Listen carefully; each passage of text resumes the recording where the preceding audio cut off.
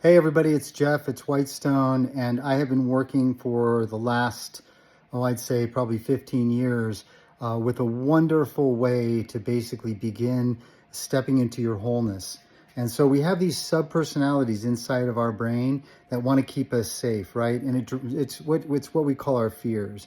And a lot of us are staying focused on how do I fix this fear? How do I get rid of this anxiety? And all of this kind of trauma related story that we keep inside of us. So real quick, I want to show you this map. Okay, so this is the map of wholeness. I call it the Whitestone Wanderlust map. And what it is inside of this circle is our journey. Okay, we're lost a lot of times. We feel lost, but then how do we get found? Well, this map kind of is a nice way of looking at it. So basically here, and I've kind of turned the map upside down because the way the directions work, it's not always exactly on point, but basically we have the east, okay, which is, I've got written up here, which is technically maybe here, but I've got it up here. So the east is the big picture, right? So what we want to do is we want to take a walk in nature. Try to get into like an open space where there's not a lot of interferences from the outside world. So like a park, your backyard, but really the more wild the space, the better. And you want to basically set a portal, a place where you cross over, and you want to kind of set yourself and kind of find out where the directions are. And then you want to take a walk in whatever direction that energy is pulling you to. Maybe it's east, west, north, or south. Okay, so when you take this walk, I want you to think of the east as the big picture. We have the ability inside of our mind, right, to always be able to go and see the big picture. So when you take the walk, you want to be thinking about the big picture and then utilizing nature, things that remind you that there's a bigger picture than to whatever you're thinking or whatever you're feeling at that moment, right? And then in the south, this is where all your feelings are. Wild emotional self, right? And so, if we're struggling with addiction, a lot of times we want to fight our emotions. We want to fix our emotions. Well, when we're in a wild, open space, what's happening is that we're feeling safe, right? And all of a sudden nature and the chaos of nature starts to fill us and we can start breathing and we start feeling everything. So when you're on this walk, you want to feel and take a journal with you too, because you want to make notes afterwards, right? So you want to feel everything. And then you want to think about the West, right? The West is kind of this mystery, right? It's the darkness. The fact is, you and I, we don't know what the future holds, that there's this unknown, this place of discovery. And instead of being afraid of it, we need to see the dark as a place that we can go and discover something. So maybe on the walk, you see something that's kind of dark and eerie, but it feels safe. So you go over and you just sit in that space.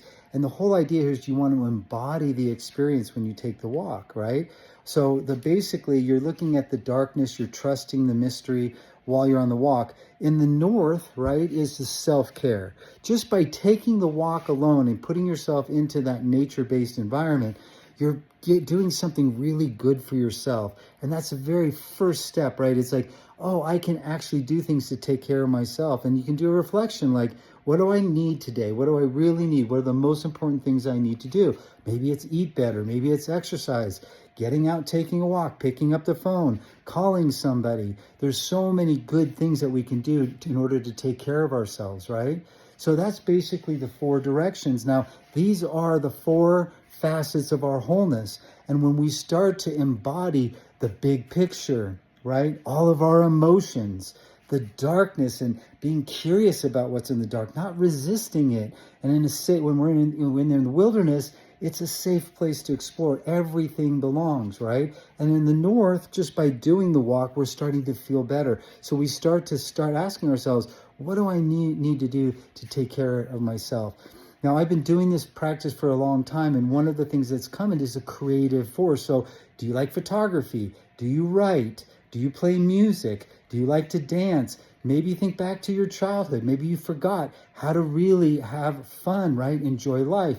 And this is where our imagination turns on. So anyway, after all these years of doing it, I didn't even know I was an artist, right? But we're all artists. We really are. And what happened is when I started to wake up to this kind of artistic expression, I started to paint. And one of the things that came forth was my glow art, right? So when I put black light on it, it completely changes, right? Isn't that cool? And then when you turn the night out, and this is after doing a lot of night work, what happens is there's a glow.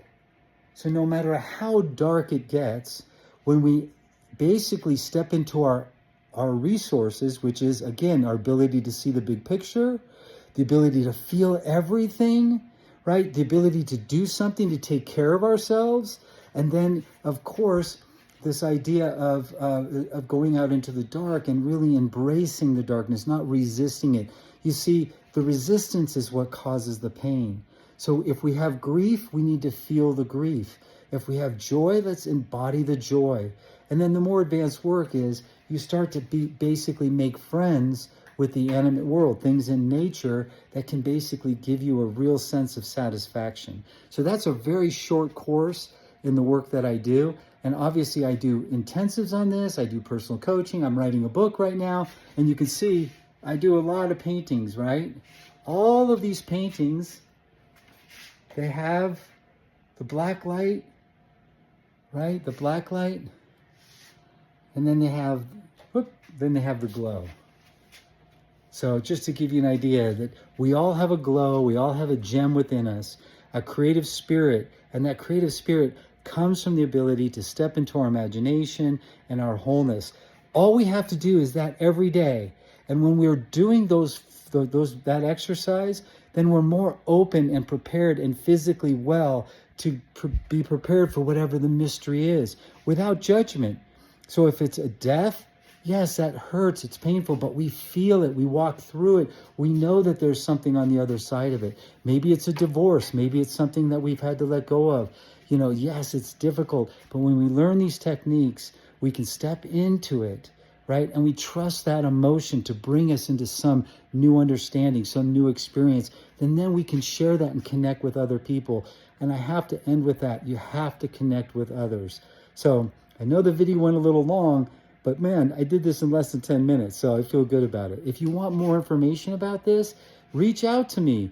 I basically, that's what I'm doing now, is really helping people to step into their creative self that comes from their emotions, right? Our emotions are key, and you have to get a hold of how the thinking works, and we can trick ourselves by doing a simple exercise, by taking a walk in nature, remembering the big picture, feeling everything, going into the mystery, accepting that there's emotions that take us into a dark place, a creative space. That's once we get to that, we discover we can give something back. And then, of course, what am I leaving out? I'm leaving out that, well, it's all about taking care of yourself, okay? So this is Jeff. I'm Whitestone. Love you. Talk to you soon.